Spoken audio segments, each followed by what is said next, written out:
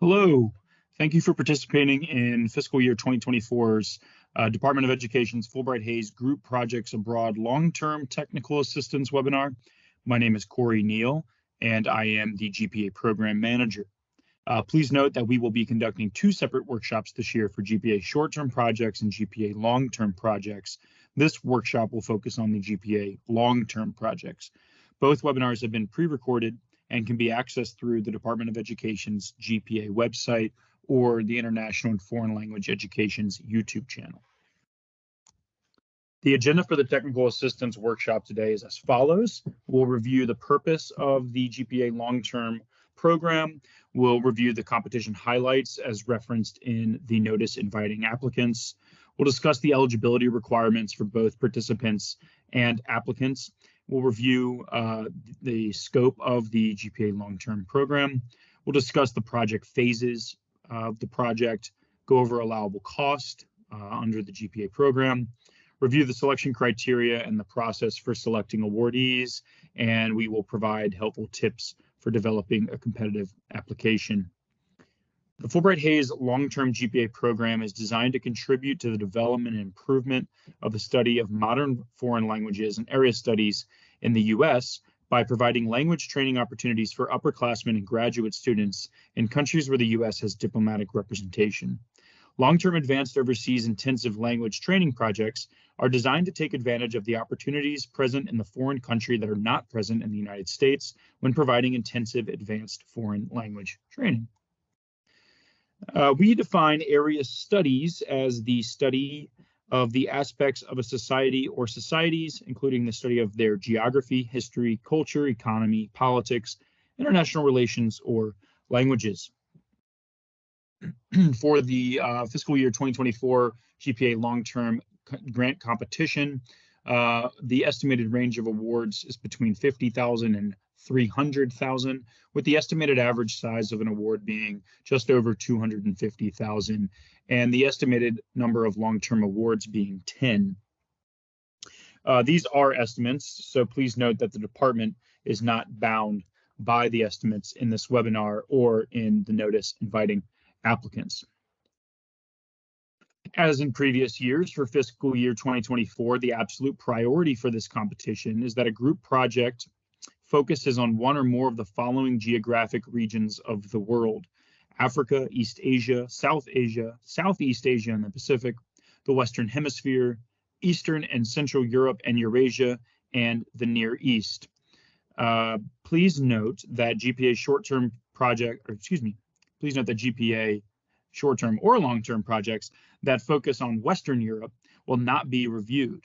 These countries include Andorra, Austria, Belgium, Denmark, Finland, France, Germany, Greece, Iceland, Ireland, Italy, Liechtenstein, Luxembourg, Malta, Monaco, the Netherlands, Norway, Portugal, San Marino, Spain, Sweden, Switzerland, and the United Kingdom. We'll also touch on a little later eligible and ineligible countries for fiscal year 2024. But next, I'd like to cover applicant and participant eligibility requirements. Eligible applicants for fiscal year 2024 are institutions of higher ed, state departments of education, private nonprofit educational organizations, and a consortia of institutions, departments, and organizations. The Group Projects Abroad program is open for institutions, state departments, and nonprofits to apply to, not individuals. Individuals, however, can participate in a GPA long-term project, and the requirements for participation are as follows. Individuals must be a U.S. citizen or permanent resident of the United States and have successfully completed at least 2 years of academic training in the language to be studied, and they should be studying in the fields of humanities, social sciences, foreign languages, and/or area studies, which we defined a few slides back. Please note that the second bullet point here, that participants should have successfully completed at least 2 years of academic training in the language to be studied. This is specific to GPA long-term programs only. If a participant does not have at least 2 years of the academic training in the language to be studied for the GPA program, they are not eligible to participate in the GPA program.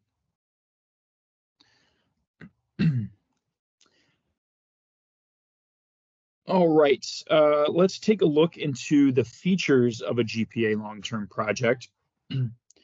A long-term project must study a language indigenous to the country you plan to study in, and it's designed for maximum use of local institutions and local personnel. Language training must be given at the advanced level. That is equivalent to that provided to the students, again, who have successfully completed at least 2 academic years of language training. GPA long-term grantees must have the appropriate language instructor administer pre- and post-language evaluations.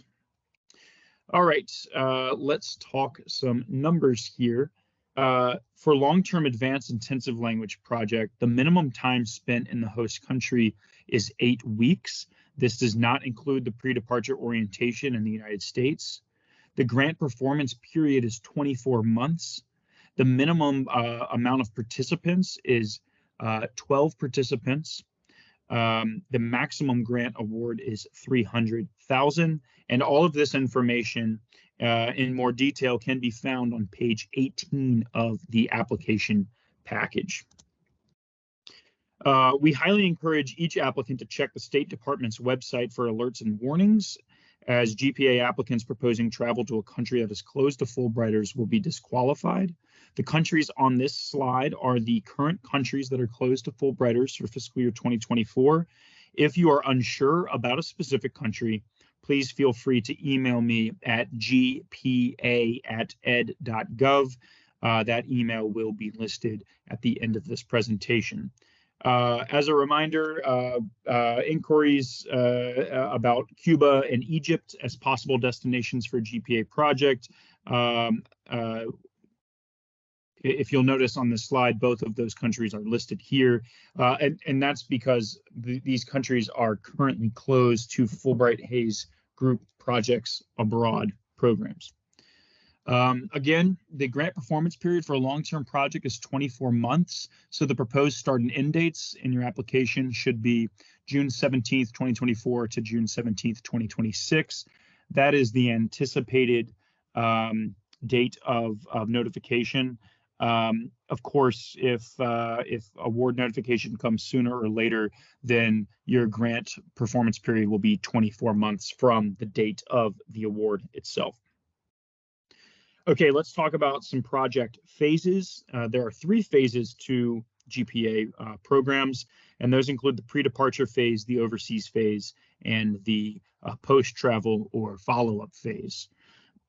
For the pre-departure phase, grantees should allot at minimum 16 hours towards a pre-departure orientation and preparation. And as part of that preparation, you should include a series of lectures on the country of study. Advanced reading materials should be sent to the participants prior to the pre-departure orientation. The pre-departure orientation, we suggest that you include guidelines on conduct, discussions on daily living, traveling in the host country, team building, cross-cultural training, your pre-language assessments. You could have Title IX at your institution come in and present as well. Again, this is a minimum of 16 hours. And these pre-departure orientations can be in-person, virtual, or a combination of the two, as in-person and virtual are both acceptable for your pre-departure or your pre-departure orientation. This is just an example of a pre-departure orientation sample. I also have another sample that I can share if you would like. Just shoot me an email and I'd be happy to send it your way. Okay, arguably the most important phase, the overseas phase. This is where in your narrative you should provide detailed information about your in-country itinerary. These details should include your daily language class itinerary with the contact hours. For long-term programs, that's at least 120 in-country contact hours per student. You can include details about academic lectures, field trips, cultural activities, debriefings and evaluations, travel arrangements and accommodations. The more information you provide in here in your project narrative, the more likely you are to receive a respectable score. You should include, as part of your follow-up phase, an end of project evaluation to be completed by each participant.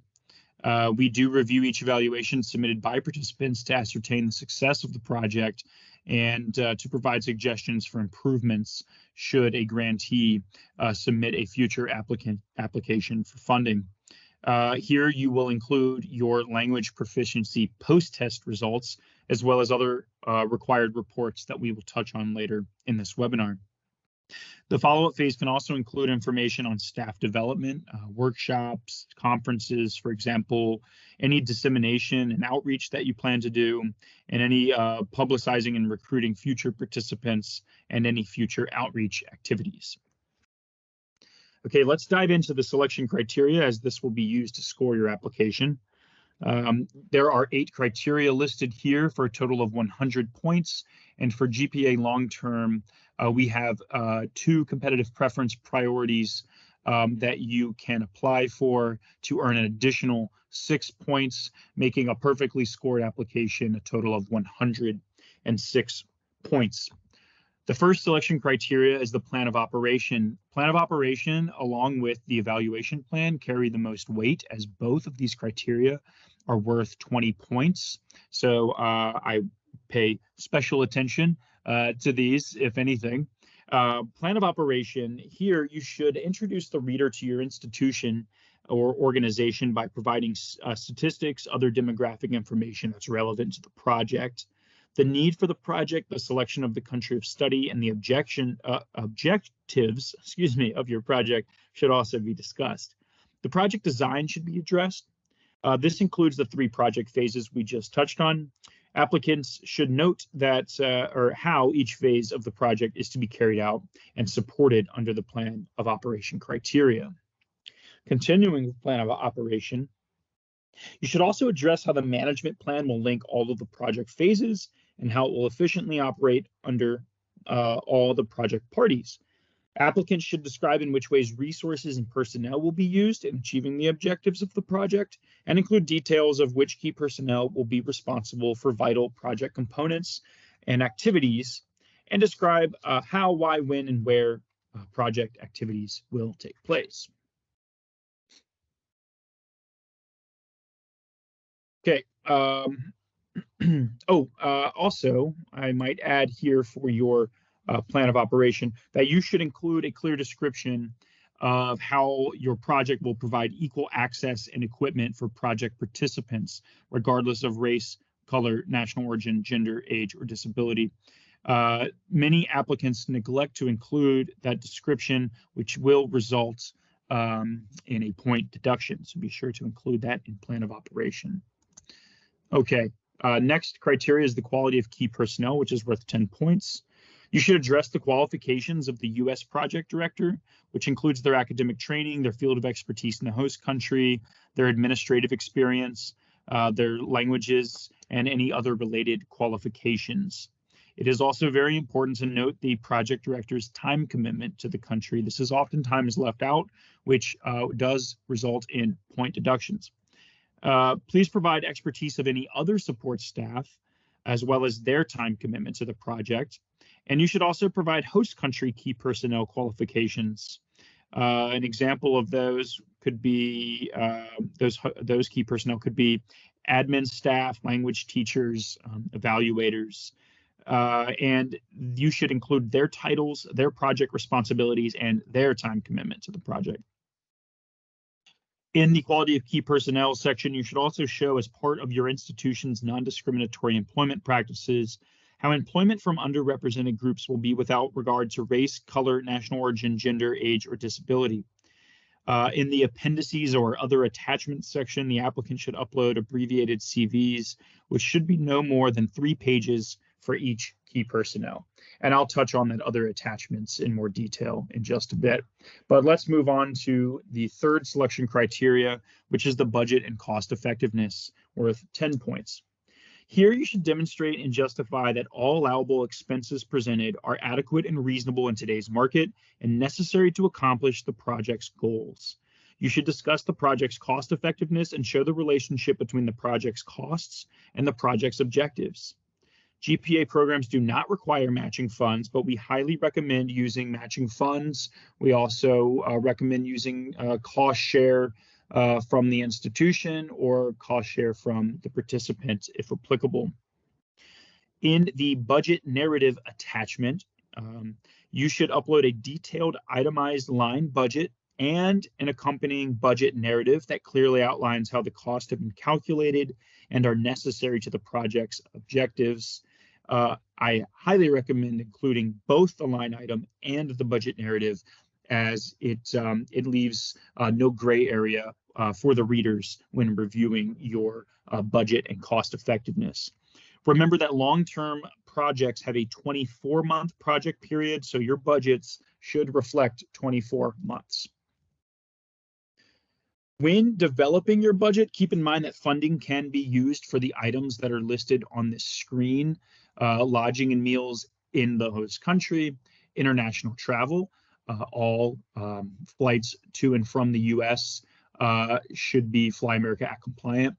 We also can cover travel within the host country, the pre and post language assessments if they are conducted in the host country. Those pre and post language assessments are a requirement of the GPA long-term program. We also will cover educational materials that are purchased in the host country, honoraria, meeting space in the host country, local admin fees and services in the host country, and host country evaluators. So not to sound like a broken record, but all of those items are covered in the host country. That is because the GPA grant does not provide funds for project-related expenses within the United States. This includes US-based salaries, pre-departure orientations, and follow-up activities if those are conducted in the United States. Those items can be included as part of the applicant matching contribution. Okay, here's a budget example, and I've used this for many years now, and I like this example very much because I like this sort of three-column approach that clearly demonstrates to readers the costs that are covered by GPA program funds, costs that are covered by the institutional cost share, and costs that are covered by participant cost share if applicable. I highly recommend using this format even if you don't have participant or institutional cost share, just so that the reader will know exactly, okay, GPA is going to cover this, the institution is or is not going to cover the following, and so on and so forth. I have another example of this. If you would like to see it, please let me know, and I'd be happy to share. All right, moving on. The evaluation plan, like I mentioned before, plan of operation, evaluation plan, both worth 20 points. I typically will see kind of the make or break between successful and unsuccessful applicants rests on the evaluation plan. Applicants tend to kind of put a lot of focus on the plan of operation and not as much focus on evaluation plan, but they are worth the same. So please pay special attention and be sure to hit on every point here in your narrative. So a well-developed evaluation plan includes clearly articulated goals, measurable objectives, both quantitative and qualitative. It includes ways to collect data to show progress, formal evaluations at each phase of the project, informal evaluations, and those can be things such as midpoint debriefings or daily journals from your participants. We also highly encourage using an external evaluator that is independent of your project. So someone who is outside of your academic department or external to your institution. This adds credibility to your evaluation plan. Please include any evaluation instruments that will be used to collect data during all project phases, and please include a timetable to highlight when key components of the evaluation plan will occur. This is an example of a performance measure form, or PMF, which is included in your application. You will be required to develop the the proposed goals and projects specific performance measures and activities on the PMF. In this example, the project's goal is to improve foreign language proficiency of U.S. educators. You should clearly demonstrate achievement of this goal through activities, data indicators, frequency, and data sources as evidenced on this sample. Your GPA performance measures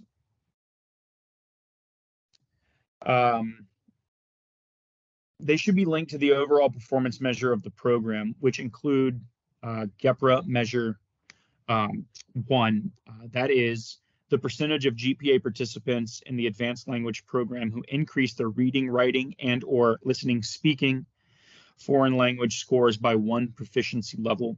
The efficiency of the GPA long-term is measured by considering the cost per GPA participant who increased their foreign language score in reading, writing, or listening, speaking by at least 1 proficiency level. Okay, moving on to the next criteria. This is the adequacy of resources, which is worth 5 points.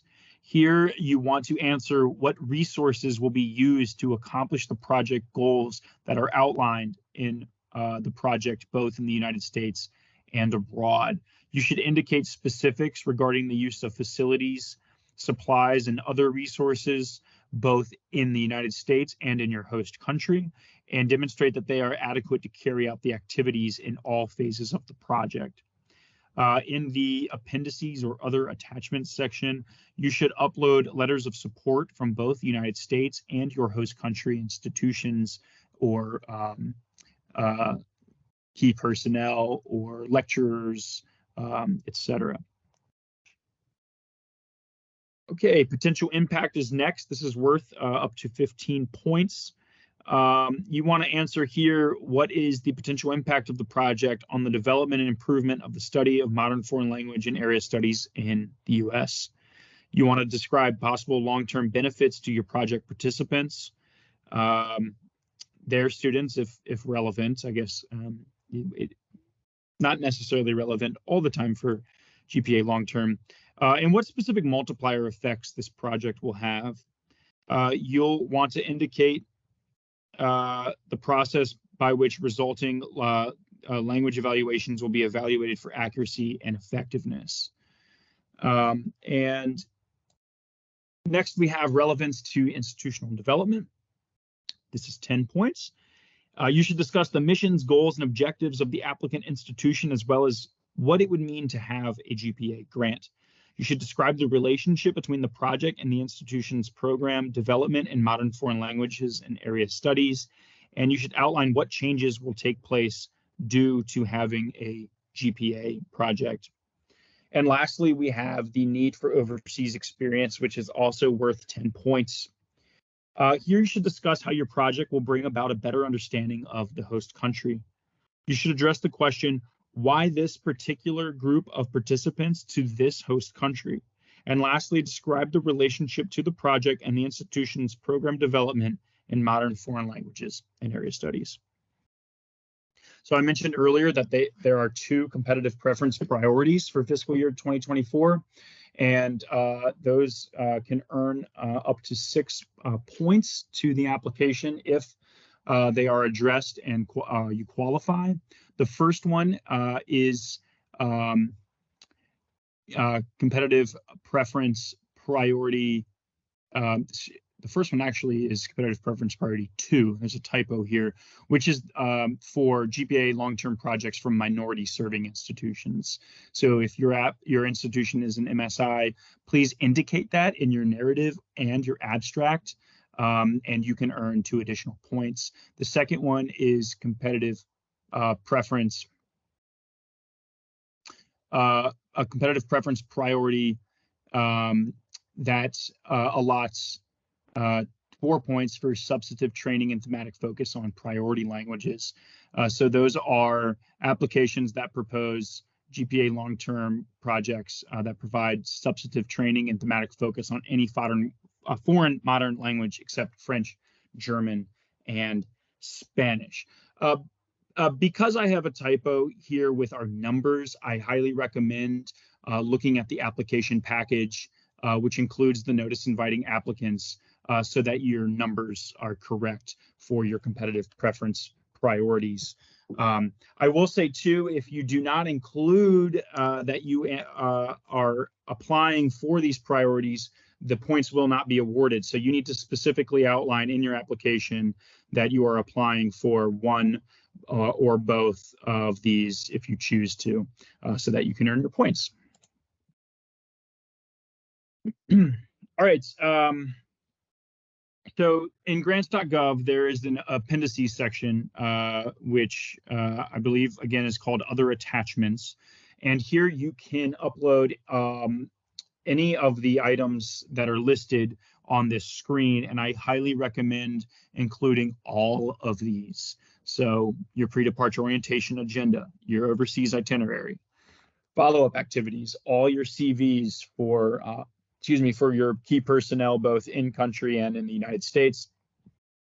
And as a reminder, those are a 3-page maximum per key personnel. Include your letters of support from both U.S. and U.S. Institutions and host country institutions, and all of your evaluation materials. So project timeline charts, your PMF forms, etc. Again, these are optional, but I can't stress enough how much I recommend including every single one. Okay. At this time, I'm going to give you a few tips on putting together a successful application package. I always recommend reviewing abstracts of funded grantees in the past, which are available on our website. If you go to the GPA website, which a link is will be listed here in just a minute, and you go to awards on our site, so GPA site, go to awards, and you can select by fiscal year and then by short-term or long-term, and you can take a peek at some of our successful abstracts. We also recommend that you develop internal and external links that assist in putting together a solid application. So, for example, you might want to meet with your grants and contracts office, your budget office, coordinate with your colleagues on campus that have had international grant experience, and develop this team to put together a robust plan of operation. In addition, you should secure an external evaluator, again, because that sends a strong signal to your peer reviewers that you're serious about evaluation. Go ahead and start requesting your letters of support. Review the Federal Register and the program website. Everything has been updated. You can take a peek at our FAQs on our website as well. And if you have any other questions at all, you can contact me directly. I'm always happy to chat via virtually meeting or on the phone or email, whatever's convenient. That is what I am here for. Make sure when you're writing your proposal that you select or that you addressed all selection criteria in the order listed in the application packet.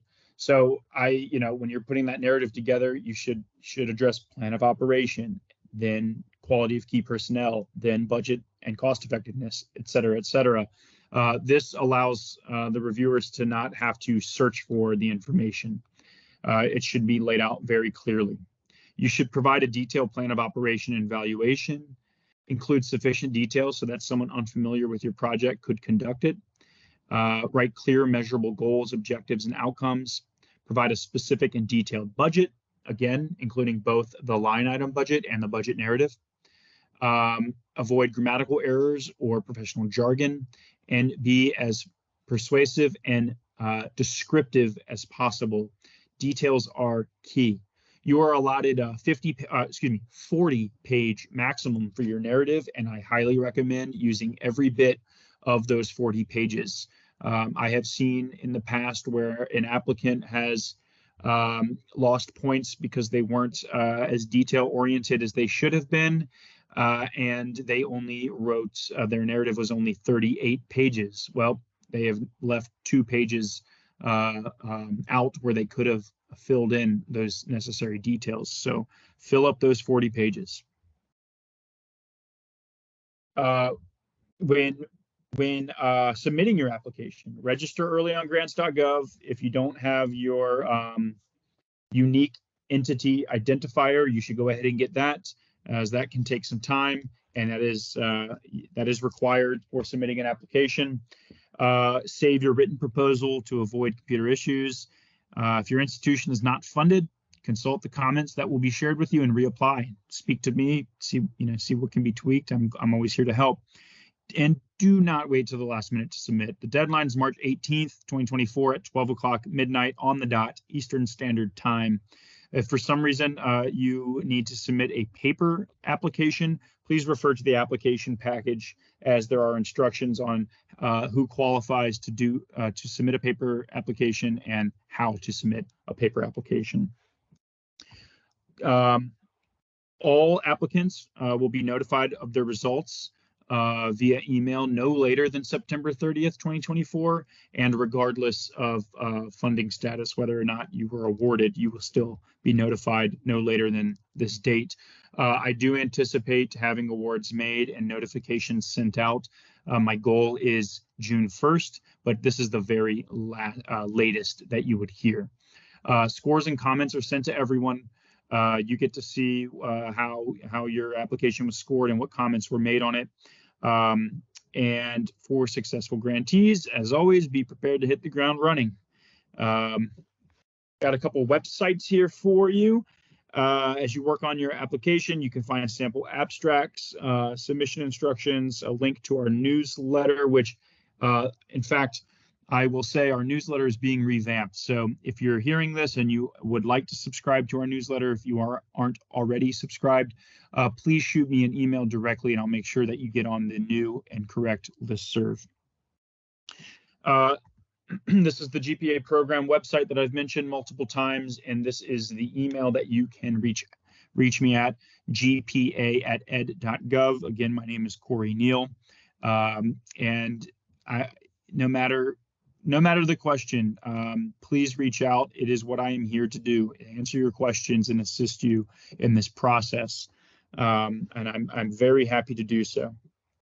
I also have lots of examples. I mentioned a few earlier. I've got sample itineraries, sample budgets, and I have a GPA short-term narrative, which I know that this is the long-term webinar. However, the short-term narrative is from a previously funded application, and it is a wonderful example of the structure and the attention to detail that reviewers are looking for. So if you would like to see that, please let me know.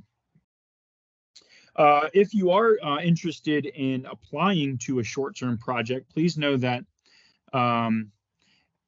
institutions can apply for as many GPA programs as they'd like. So you can apply for a long-term, multiple long-terms, multiple short-terms, or long-terms and short-terms. There is no limit this year. Just know that in essence, you would be competing against yourself, but I've had plenty of institutions in the past have success with multiple applications. If you are interested in submitting for a short-term GPA, then you can find the short-term webinar at the International Foreign Language Education's YouTube channel. All right, thanks for taking the time to listen to the GPA Long-Term Technical Assistance webinar. I really hope that it will help you in putting together a competitive application. I wish you the best of luck, and I look forward to reading your application. Thanks.